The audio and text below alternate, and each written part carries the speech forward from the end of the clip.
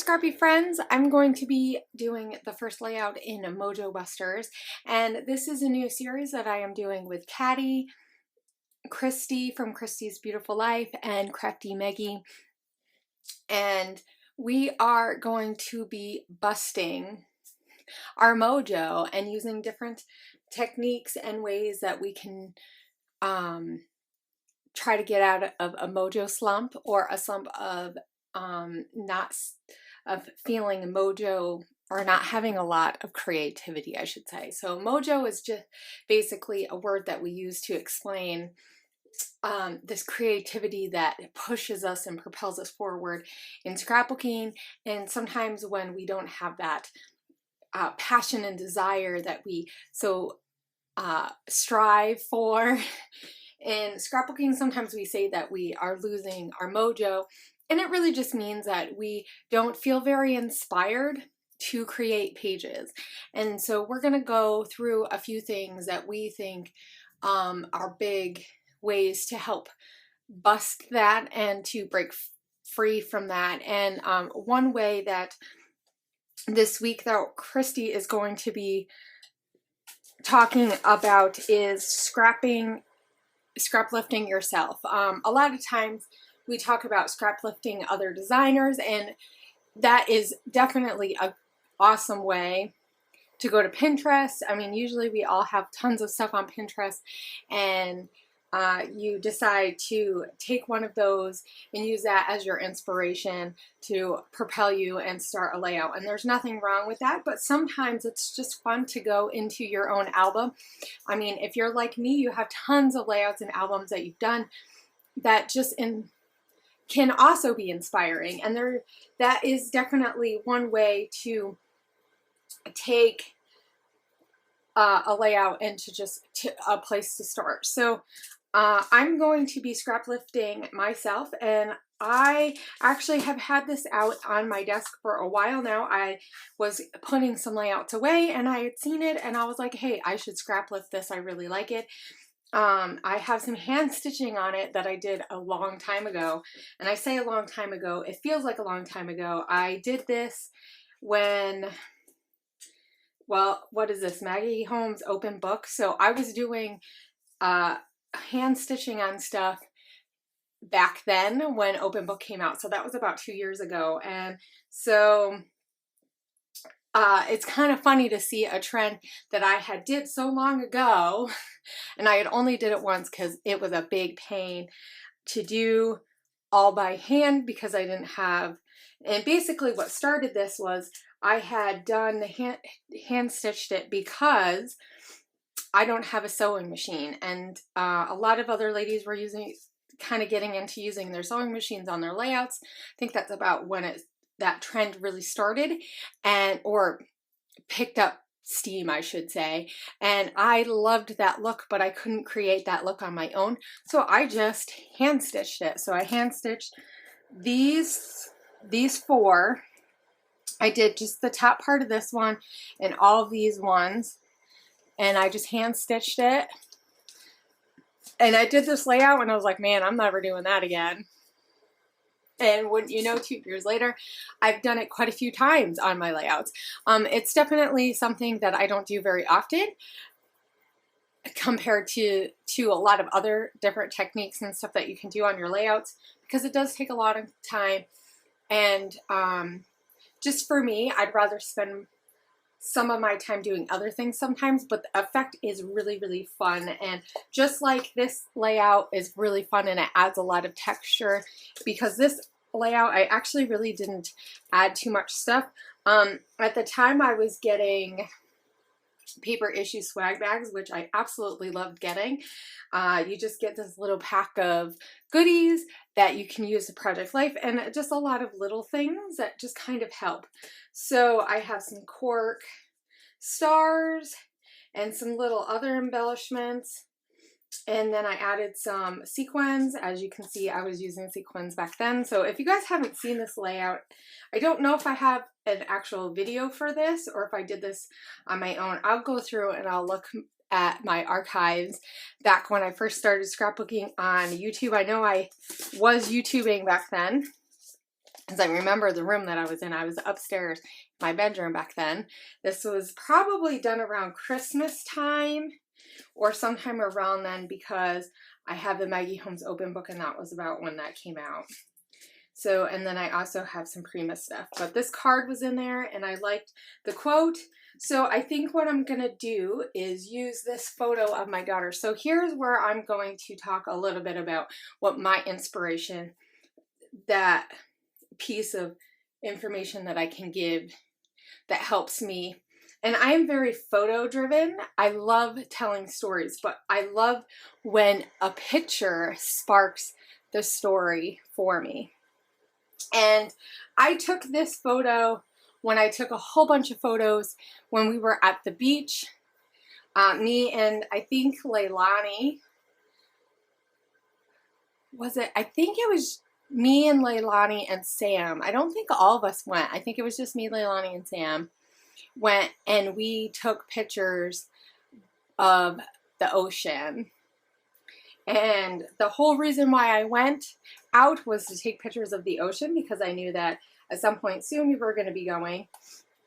So there's just me. So there's just Leilani, and if you look, you can see Sam in the background. But I love this picture of Lonnie just sitting there. She wanted to take a camera that I pretty much let her use now. A few years ago, I'm trying to think of it, if it was when I first started scrapping or right before I started scrapping, we got a new camera, and we were hoping that this one was going to be better than the other one that we had been using.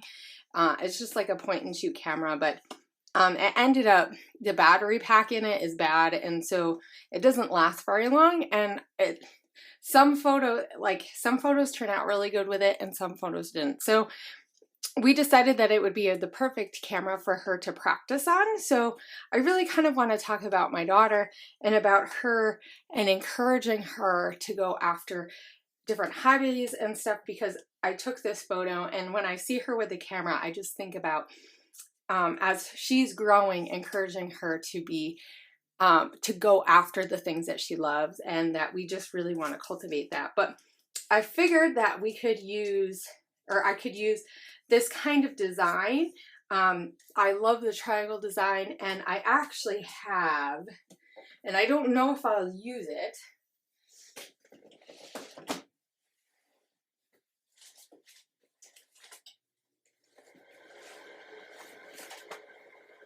but in my stash of goodies, right? Don't we all have that? I have, where is it?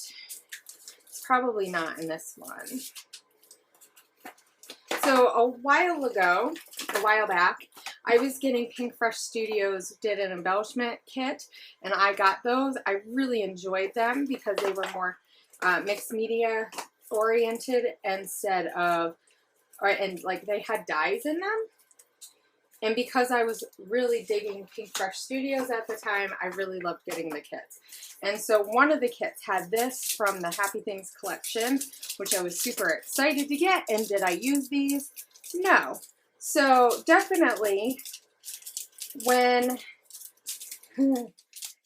you have things that are new and you want to use them, go and use them. I mean, because I think the lesson I've learned over time is that if you don't use the things that you really love, that you buy and that you really want, if you hold on to them, these have been sitting in my stash for probably a good, oh gosh, 2 years, maybe almost now, maybe a little bit less than 2 years.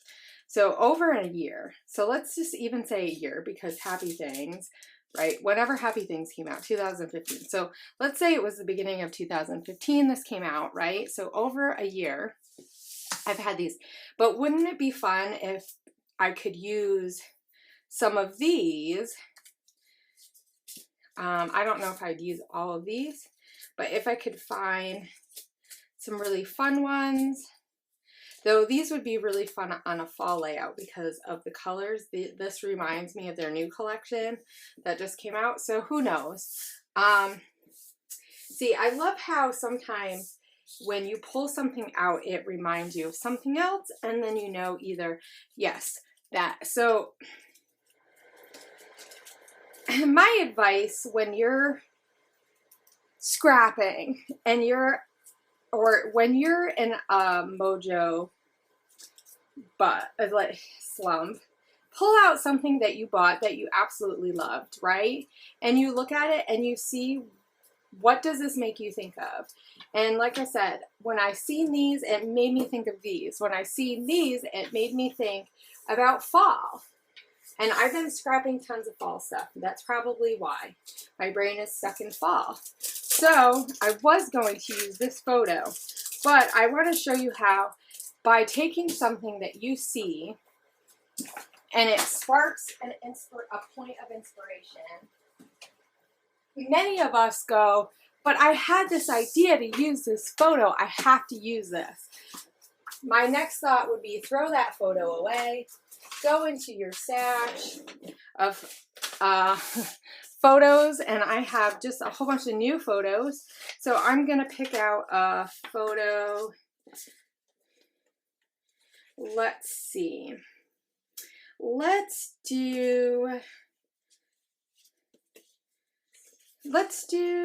Do I want that one or do I want, I'm trying to think of different stories that I can tell that are fall related. Maybe one of those. Now, I try not to take too long going through things. I think this is one thing that helps me with, I could do that, but that doesn't really make me think of fall, right? I do have these, but that squirrel pictures. Okay, I think I'm just gonna pick from one of those. So my other tip is if looking through your stash and your stuff sparks that inspiration, go with it, right? Okay, so I seen that, it made me think of these, I pulled these out. This made me think, because I had pulled this photo out, I was going to use this photo, right? I thought of this and I go, oh, that makes me think of fall, so let's look. And I try not to take too long. Now, if you're someone who you get enjoyment out of looking through your photos, looking through your stuff, that's fine, as long as you're not taking all your time looking at stuff and not creating. So my advice is to take the time to look, to think about what you're doing and the process in which you get enjoyment. Do you get enjoyment from looking at your stash, looking at your photos? If that's where you get enjoyment and that's what sparks the stories that become pages and that's what makes you happy, do it. If you feel like that is what you're stifling, don't stifle it. If you feel like you spending all your time looking at photos and looking at your stash, and that's why you're not creating, change it. This time, take the time, set a timer, and say, I have 5 minutes, I need to look through. And generally what I do is I impulse pick things and I go, okay, boom, boom, boom. You've seen, I picked these 3 things and I thought, okay, these are all 3 different types of stories that I can tell.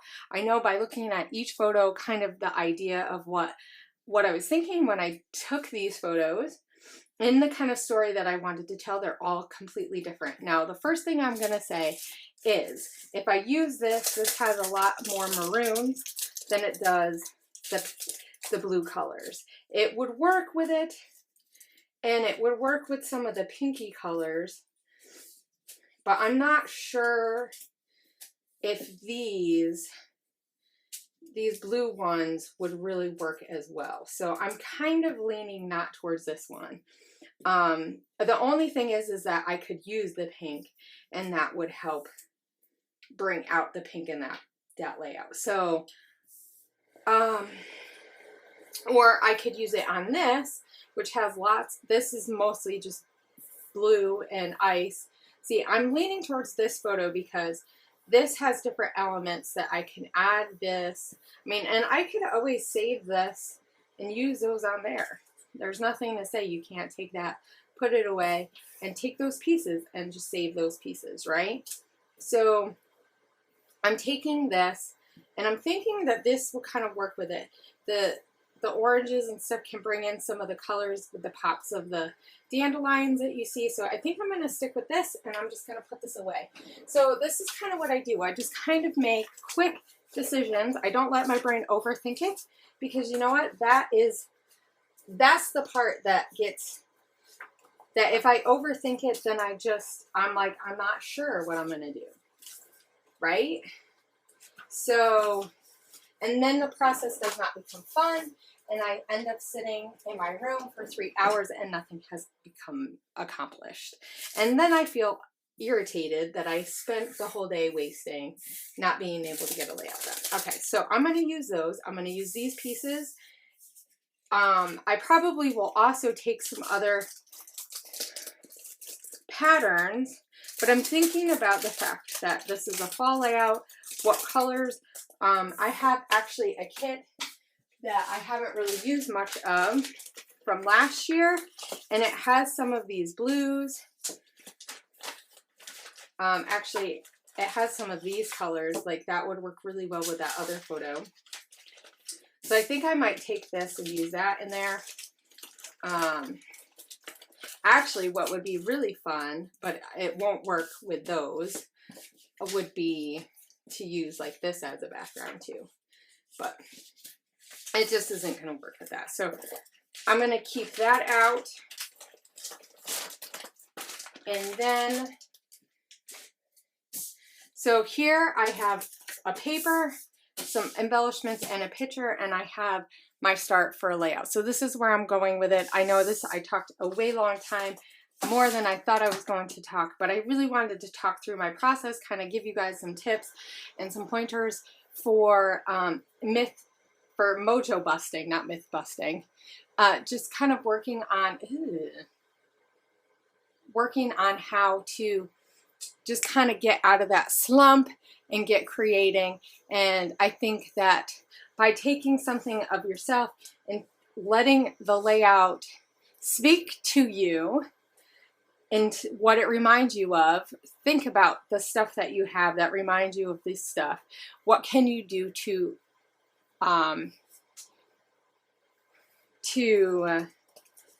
enhance that?